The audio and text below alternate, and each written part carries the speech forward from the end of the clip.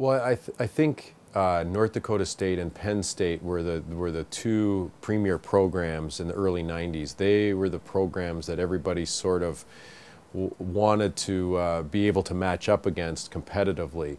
And one of the first times we went down there, I remember, I think that we went in and beat them in their rink.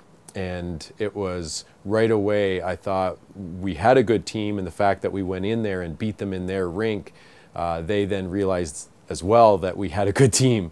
And so that at that point, we knew that we had, sort of met the level that we would need to be at to try and win championships, and the fact that Penn State and North Dakota State were the teams to beat. I think what was unique is that we had some players from Pennsylvania, and a couple that didn't, necessarily make Penn State's team as well.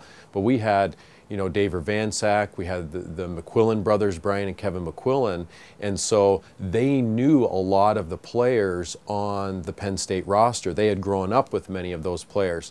So there was always an added excitement in the fact that Penn State, the best programs, in the ACHA, and the fact that we had some friends, so to speak, between the teams and guys that had grown up together playing against each other, there was always extra excitement to play. And I think that happens, even when Ohio plays Kent. There are guys that have grown up in the certain areas that have played with and against each other.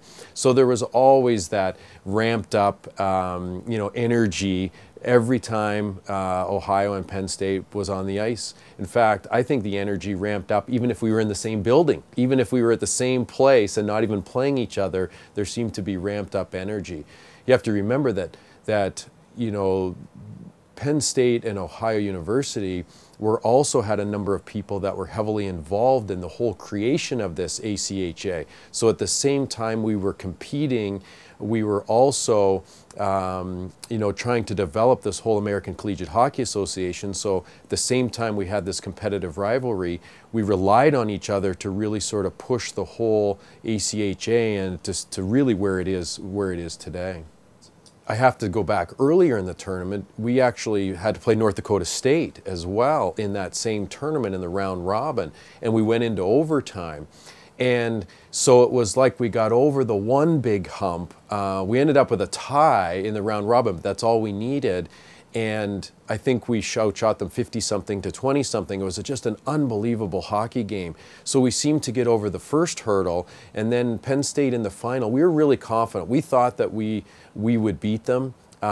We made a couple of slight adjustments after the first period, but things really went our way that day. Our guys were really ready to play, and we ended up beating them 4-0. And in my opinion, it was one of the best games we had played all year. Is that we controlled the emotion, we controlled the excitement, we made a couple of slight adjustments, as I said, and that's all we needed to do, and to have that success. So there was a lot of excitement in the fact that those guys had been beaten by Penn State over the last 2 or 3 years before, then finally got their chance to beat them in the national championship, which was also in front of about 6,000 people in Tucson, Arizona, which was fun in itself.